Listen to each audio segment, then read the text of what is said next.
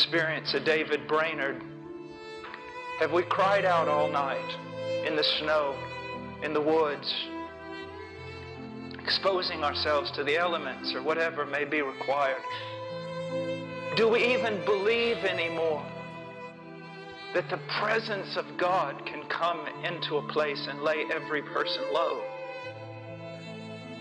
Do we know the power of the Holy Spirit? Do we know the presence of God in such a way that it seems to literally disintegrate us and then put us back together again? Oh, dear brothers,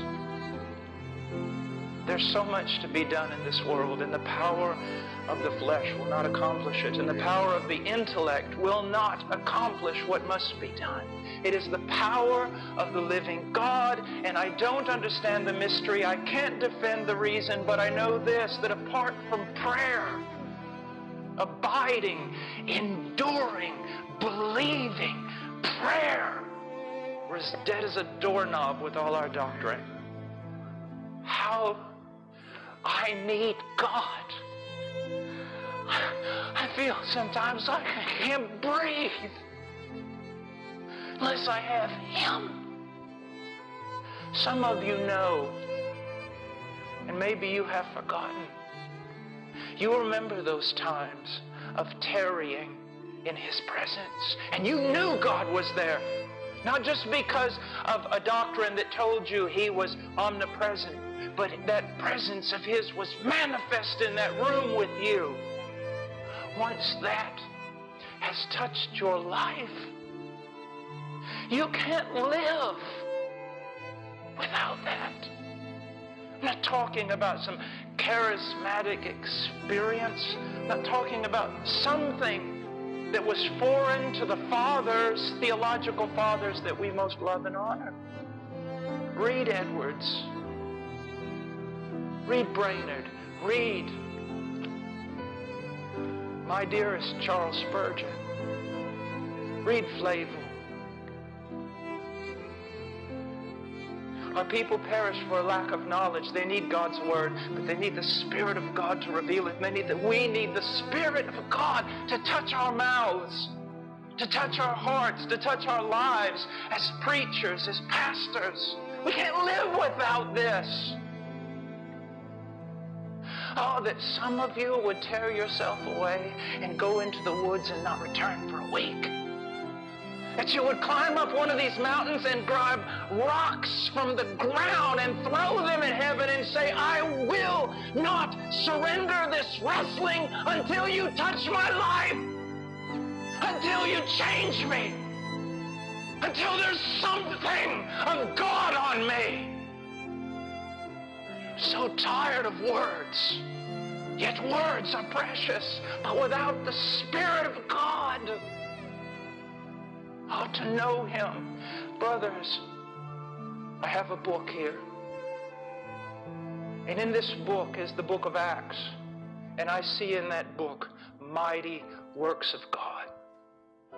It's not the acts of men, it's the acts of God through men.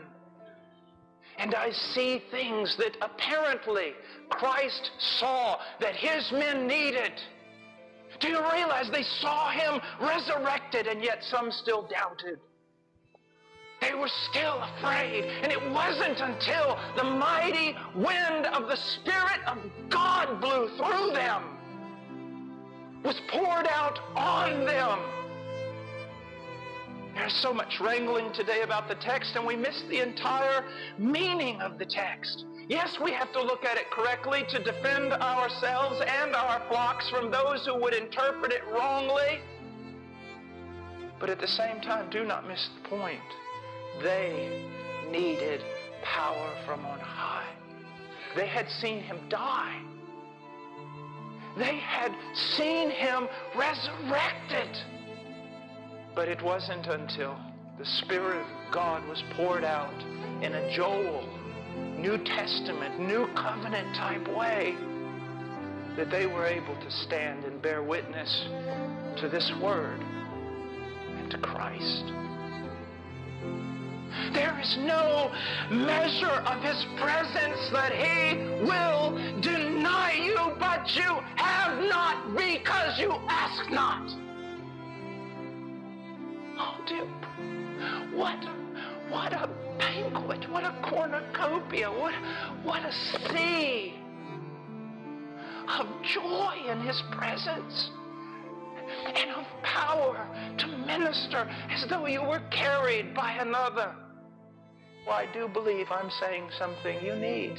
Some of you are so worried and will even say when you leave this building, well, he didn't even open up his Bible until the first 15 minutes. Can't you not hear that God is speaking? Biblical things are being told to you at this moment. I am not a great systematic theologian. I know my limitations. I am not a scholar. I will not stand in seminaries, and I so appreciate men who do.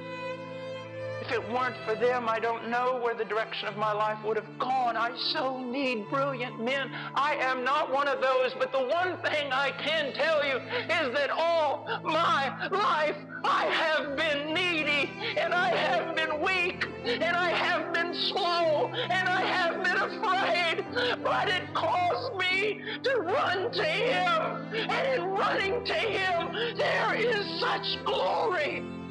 There is such power. There is such life. You see, it's not just they need correct thinking. For men to even be able to grasp with their mind, it must be a thing of Ezekiel, can these dead bones live? You see, we are to be scholars, but we are to be prophets.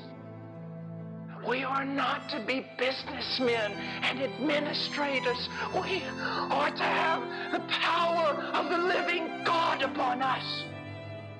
And when we proclaim the word, we are proclaiming words to dead men. And it must be the Spirit of the living God who comes and raises them from the dead.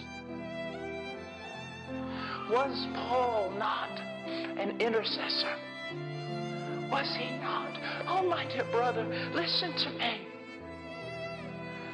There is nothing impossible in prayer. There is nothing impossible in prayer.